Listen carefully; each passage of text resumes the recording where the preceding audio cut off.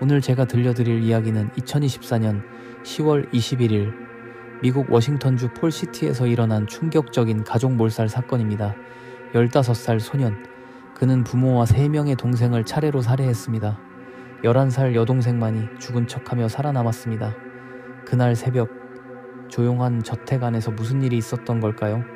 이제 어둠 속 그날의 흔적을 하나씩 조용히 따라가 보겠습니다. 사건이 일어난 곳은 워싱턴주 폴시티, 시애틀에서 약 40km 떨어진 인구 2,000명의 작은 마을입니다. 레이크 앨리스 로드 근처, 산과 호수에 둘러싸인 고급 단독주택, 한화 약 27억 원에 달하는 그 집에 휴미스턴 가족이 살고 있었습니다. 아버지 마크, 43세, 엔지니어 회사에서 일하며 가족을 이끌었고, 어머니 사라 42세, 간호사 자격을 가졌던 따뜻한 어머니였습니다. 그리고 5자녀, 장남 15세, 벤자민 13세, 여동생 11세, 조슈아 9세, 캐서린 7세. 이들은 종교적이었고 아이들은 모두 홈스쿨링을 받으며 자랐습니다. 이웃들은 그들을 예의 바르고 사교적인 가족으로 기억했습니다. 겉보기엔 완벽했던 이 집. 하지만 아무도 몰랐습니다. 그 안에서 조용히 균열이 번지고 있었다는 것을. 2024년 10월 21일 새벽 4시 50분.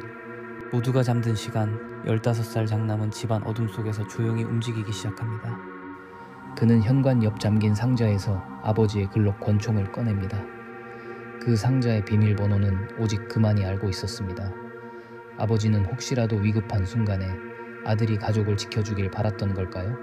하지만 그날, 총구는 가족을 향했습니다. 그는 아버지의 방으로 들어가 총구를 가슴에 겨누고 방아쇠를 당깁니다. 아버지 마크는 잠든 채로 숨을 거두었고, 총성에 놀란 어머니 사라는 복도로 뛰쳐나옵니다. 하지만 곧 두 번째 총격이 쓰러집니다. 장남은 멈추지 않았습니다. 그는 동생들이 잠든 방으로 향했습니다. 13살 벤자민은 이불 속에 웅크리고 있었습니다. 머리와 가슴을 관통한 총탄에 그는 잠이 든 채로 숨을 거두었습니다. 9살 조슈아는 작은 곰 인형을 안고 침대에서 잠들어 있었습니다. 문이 삐걱 열리자 그녀는 눈을 떴습니다. 하지만 그건 너무 늦은 순간이었습니다. 총성이 울렸고 조슈아의 작은 몸이 곰 인형 위로 떨어집니다. 그 인형은 그의 마지막 친구였습니다. 다음은 7살 캐서린. 그녀는 문 너머로 조심스레 고개를 내밀었습니다. 계단 아래 오빠와 눈이 마주친 순간 방아쇠에는 망설임 없이 당겨졌고 총성은 그녀의 목소리를 삼켜버렸습니다. 단 몇 분 만에 집안은 피로 얼룩졌습니다. 하지만 한 명이 남았습니다. 11살 여동생. 총성의 눈을 떴을 때 복도에서 발소리가 점점 가까워졌습니다. 문이 천천히 열렸고 오빠의 실루엣이 어둠 속에서 다가왔습니다. 그의 눈에는 감정이라고는 보이지 않았습니다. 총성이 울렸고 팔과 손목을 관통한 고통 속에 그녀는 쓰러졌습니다. 피가 번졌지만 그녀는 울지 않았습니다. 숨을 참고 죽은 척 했습니다. 오빠는 그녀가 죽었다고 믿고 방을 떠났습니다. 시간이 조금 흐른 뒤 그녀는 조심스럽게 몸을 일으켰습니다. 창문을 열고 잔비 내리는 어둠 속으로 맨발을 내디뎠습니다. 절뚝이며 그녀는 달리기 시작했습니다. 젖은 머리카락이 얼굴을 덮고 상처에서는 피가 뚝뚝 떨어졌습니다. 몇 번이나 넘어질 뻔하면서도 그녀는 멈추지 않았습니다. 이웃집 문 앞에 도착했을 때 숨이 턱끝까지 차올라 있었습니다. 떨리는 손으로 문을 두드렸고 마침내 입을 열었습니다. 오빠가 다 죽였어. 같은 시각, 장남은 매우 침착했습니다. 그는 다음 단계를 치밀하게 준비하고 있었죠. 둘째 벤자민의 손에 글록 권총을 쥐어주고는 마치 그가 가족을 모두 쏜 후 스스로 목숨을 끊은 것처럼 꾸몄습니다. 그리고 새벽 5시경 장남은 911에 전화를 겁니다. 제 동생 벤자민이 가족을 쐈고 자살했어요. 저는 욕실에 숨어 있어요.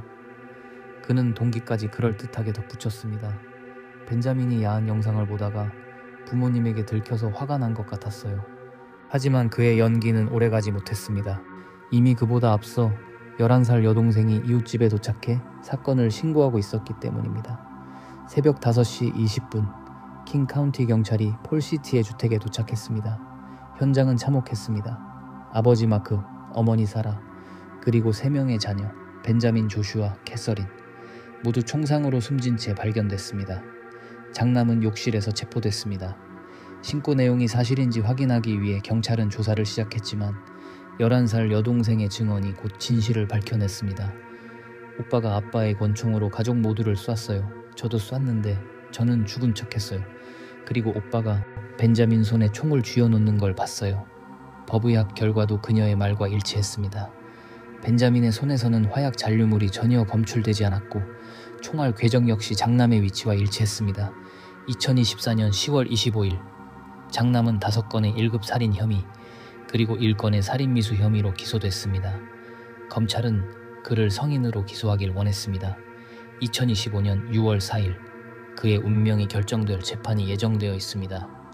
소년법원에서 판단이 내려진다면 그는 만 25세가 되는 해에 석방될 수도 있습니다. 하지만 성인 재판으로 넘어갈 경우 그는 종신형을 받을 가능성도 존재합니다. 살아남은 11살 여동생은 지금 친척 집에서 머무르고 있습니다. 팔과 손목의 상처는 서서히 회복되고 있지만 그날 이후 그녀의 마음은 여전히 깊은 상처와 싸우고 있습니다. 완벽해 보이던 한 가정, 그 안에서 벌어진 상상조차 어려운 참극. 15살 소녀는 어떻게 가족을 몰살하는 괴물이 되었을까요? 그날 밤 레이크 앨리스 로드의 저택 안에서 무엇이 부서지고 무엇이 무너졌는지 아직도 아무도 정확히 말하지 못합니다. 시문은 묻습니다. 당신이 믿는 평온한 일상은 과연 진짜일까요?